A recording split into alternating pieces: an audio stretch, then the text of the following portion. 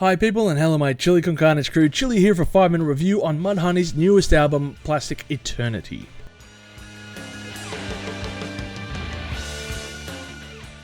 Like the convergence of stars in the solar system, this album showcases the blending of many different styles put onto one record that seems to be so effortlessly achieved by the band. It's an effort akin to light passing through a triangle and showing its spectrum across several songs, from loud abrasive rock on the opener song Souvenir of My Trip, to desert rock on 102, to proto-punk on Human Stock Capital. There are a few bands I feel drew some inspiration for this album, with for example being the MC5 being the first to come to mind, as the album invokes that raw punk jams, but perhaps the biggest influence I heard on my first playthrough was Deftones. The band's lead single sounds like it was a carbon copy of their riff used in the song 7 Words.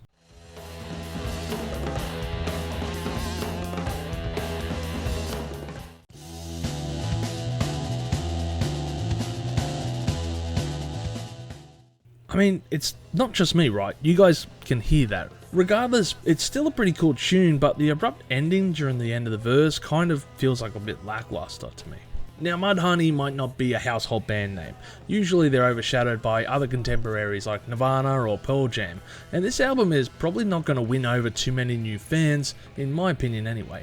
It's a quirky record that diverges slightly from their original styles, but not too far to be considered vastly experimental by their standards. It stays within the confines that would keep their fans happy, but dips a toe into the unventured territory. I'm not trying to say that the band played it safe on here. If anything, it's rather incredible to hear an album tap into that late 80s grunge sound and still feel rather fresh, and that is largely due to the production quality.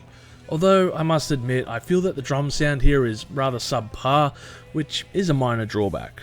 I'm not sure what they were going for, perhaps that 60s sounding drum kit like Mitch Mitchell, but when layered with these big guitar tones, it just is off-putting. Also, Flush the Fascist is a very slow track that is rather annoying with its avant-garde style keyboard loop, and it would really be better suited to the latter half of the record. On the flip side, at 42 minutes, this record is the perfect runtime. It's not too long and it's not too short. Overall, I will rate this album at 6 million chilies on the spicy scale, with my favourite tracks being Souvenir of My Trip, Here Comes the Flood, and Human Stock Capital. Mudhoney might be one of the first grunge bands, especially considering their ties to Green River. What's more impressive is their efforts to continue to play this music, and to still sound good after all this time. Plastic Eternity shows this, and is an aptly titled record. Mudhoney is here for an eternity, even if others might not be.